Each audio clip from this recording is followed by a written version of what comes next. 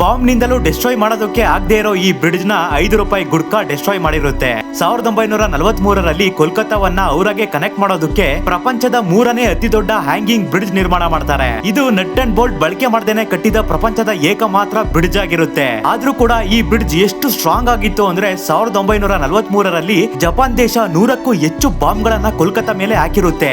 ಇದರಲ್ಲಿ ಕೆಲವು ಬಾಂಬ್ ಗಳು ಈ ಬ್ರಿಡ್ಜ್ ನ ಮೇಲೆ ಕೂಡ ಬಿದ್ದಿರುತ್ತೆ. ಹಲವಾರು ಭೂಕಂಪಗಳನ್ನ ಸಹಿಸುತ್ತೆ. ಲಕ್ಷಾಂತರ ವೆಹಿಕಲ್ಸ್ ಪ್ರತಿದಿನ ಈ ಬ್ರಿಡ್ಜ್ ನ ಮೇಲೆ ಟ್ರಾವೆಲ್ ಮಾಡ್ತವೆ. ಆದ್ರೂ ಸಹ ಈ ಬ್ರಿಡ್ಜ್ ಅಲ್ಲಿ ಸಣ್ಣ ಬಿರುಕು ಕೂಡ ಬಿಟ್ಟಿರ್ಲಿಲ್ಲ. ಆದ್ರೆ 2013ರಲ್ಲಿ ಇಂಜಿನಿಯರ್ಸ್ ಗಳು ಇದರ ಸ್ಟೀಲ್ ವುಡ್ ನ ಥಿಕ್ನೆಸ್ ಅರ್ಧದಷ್ಟು ಕರಗಿರೋದನ್ನ ನೋಟಿಸ್ ಮಾಡ್ತಾರೆ. ಇದಕ್ಕೆ ಕಾರಣ ₹5 ಗುಡ್ಕಾ. ಪ್ರತಿದಿನ ಜನ ಈ ಬ್ರಿಡ್ಜ್ ನ ಮೇಲೆ ಹೋಗ್ಬೇಕಾದ್ರೆ ಗುಡ್ಕಾ ತಿಂದು ಉಗಿತಿರ್ತಾರೆ. ಇದರಲ್ಲಿ ಇದ್ದ ಸಾಲ್ಟ್ ಲೈನ್ ಮತ್ತೆ ಎಂಜಲು ಮಿಕ್ಸ್ ಆಗಿ ಹೈಲಿ ಕರಸಿವ್ ಕಾಂಪೌಂಡ್ ನ ಹೊರ ಹಾಕಿರುತ್ತೆ. ಇದು ಸ್ಟೀಲ್ ನ ಮೇಲೆ ಒಂದು ಆಸಿಡ್ ರೀತಿ ಕೆಲಸ ಮಾಡುತ್ತೆ. ನಂತರ ಗವರ್ಮೆಂಟ್ ನವರು ಈ ಬ್ರಿಡ್ಜ್ ಸ್ಟೀಲ್ ನ ಗ್ಲಾಸ್ ಇಂದ ಕವರ್ ಮಾಡ್ತಾರೆ. ಈ ಕತೆ ಬರೀ ಔರಾ ಬ್ರಿಡ್ಜ್ ಮಾತ್ರ ಅಲ್ಲದೇನೆ ಪೂರ್ತಿ ಭಾರತ ದೇಶದ್ದಾಗಿದೆ.